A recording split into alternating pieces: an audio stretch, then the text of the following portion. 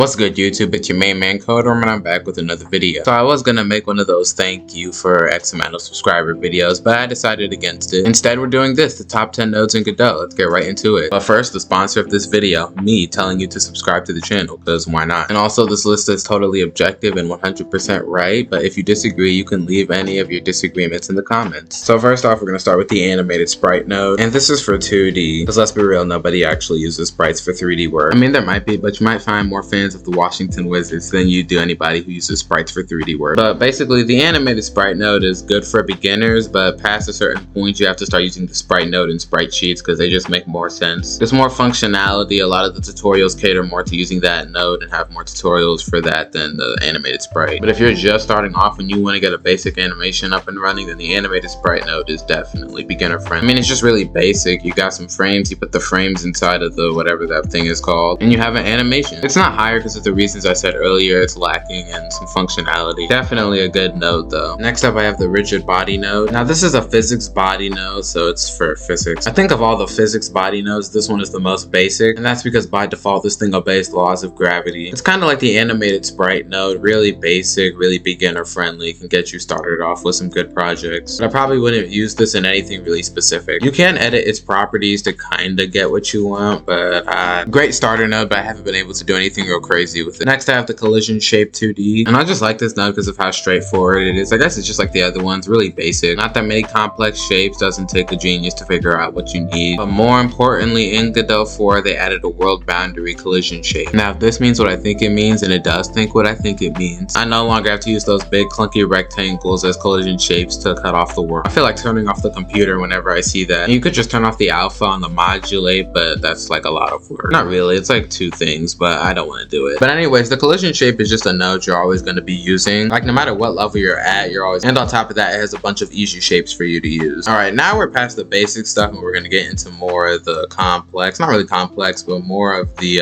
how do I say it, nodes with more functionality. Now initially I had the GPU particles in this spot, but I decided to swap it out for the progress bar, and that's mostly because I don't like the GPU's particles node. It just gives me a bunch of performance issues, whereas the progress bar is easy and simple to use and gives me no issues. So the main way you're going to use the progress bar is for well, I mean, it's pretty self-explanatory. Progress bars, health bars, stamina bars, any kind of bars really. Chocolate bars, psych, I don't eat chocolate. I mean, white chocolate better though. But it doesn't really take that much to get this node up and working, and its code is surprisingly clean. The reason why it's not higher is because you can only use it for bars, and there are nodes that you can do multiple things with. Like what if you don't need a bar? This node is pretty much useless. At number 6, I have the directional light node. This is the 3D one. The 2D one is kind of underrated though, and you should give it a try. But this 3D directional light is pretty versatile. Pretty much always use this in my 3D scenes, and without it my scenes would be looking pretty dark. You can't really have a good looking 3D scene without this, but it more so depends on the look you're going for. Now the reason this node gets to the number 6 spot is mainly because you can enable shadows on it, and that's where you can really take your scene to the next level. Shadows just make everything look more real. At number 5 I have the character body node, or for all of you still using Godot 3, kinematic body, and this is for 2D and 3D because they're exactly the same. This is another one of those nodes that no matter what level you're making projects at, you're always going to use it. And I feel like everybody who's used Godot has used this node more than once, and that's because if you want to make any kind of playable character or controllable body, then this is what you have to use. The code is super simple to get down, and overall I think it's just a well-functioning node. They didn't really change it that much in Godot 4, at least from what I can tell so far. But yeah, I don't really have too much to say about it. I wish I had some built-in gravity physics, but that's about it. And the main reason it's this high above other nodes is because it can make a controllable character, which is a big deal. And there's some really nice extensions for it in Godot 4 and Godot 3.5. At number 4 I have the animation player, and the reason being is because you can pretty much use one animation player for an entire scene, and you can keyframe pretty much anything in that tree. And on top of that, it's the main node used for animation. At first I didn't really like the animation player because I didn't understand the concept of keyframing, but once I understood how to do keyframes, it was pretty good to use. Once you learn how to make tracks and merge animations, it basically beats anything else in Godot that you would want to use for animations anyways. The reason it's this high is because you can keyframe pretty much any property from any node. It has actual functionality with other nodes, and that makes it easier to use, and on top of that there's not that much coding you have to do with this, and less coding is always better. The reason it's not higher is because the nodes above it just do their job way better. Without further ado, the top 3 nodes in Godot. Number 3, the world environment node. This node is kind of weird, so let me explain. You can add a skybox with it, you can affect the lighting of a scene with it, you can add fog with it, and you can do a whole lot more. There's just so much this node can do. This node can't really do like 40 different things. And all that functionality alone makes it this high, but when you take into account the fact that it actually works, yeah, I would say it's top 3. Now the reason it's not higher is because the 2 nodes above it do something really good. Up next at number 2, we have the Area 2D node. This node is by far and away the best for collision detection. You can use it for a lot of different things because of that. Hitboxes, hurt boxes, bullets, attacks, all types of things. Now its code is a bit of a mess. If you're making a game or a demo with any kind of controllable character, you're definitely going to be using this as well. I've been using this node a lot, like a lot, which is probably why I have it so high. And it just never gives me any issues and it always works perfectly well. And the reason it's not number 1 is because number 1 has a really good extension. And number 1, we have the Camera 3D node. Now of all the nodes on this list, this one is probably the most limited. Without the extension, it probably wouldn't even be on this list. But that free look camera extension is one of the best extensions in all of Godot. Why? Because it basically lets you do anything you want with the camera. And why is this important? Well, you see, I'm a god tier thumbnail designer. Like, have you seen my thumbnails? They're amazing. And a lot of the shots you see of the terrains are with the free look camera extension. With the extension, it's best node in Godot. Without it, just another node. So yeah, that's the list. I hope you all enjoyed the video. Make sure you like and subscribe. And I'm out of here.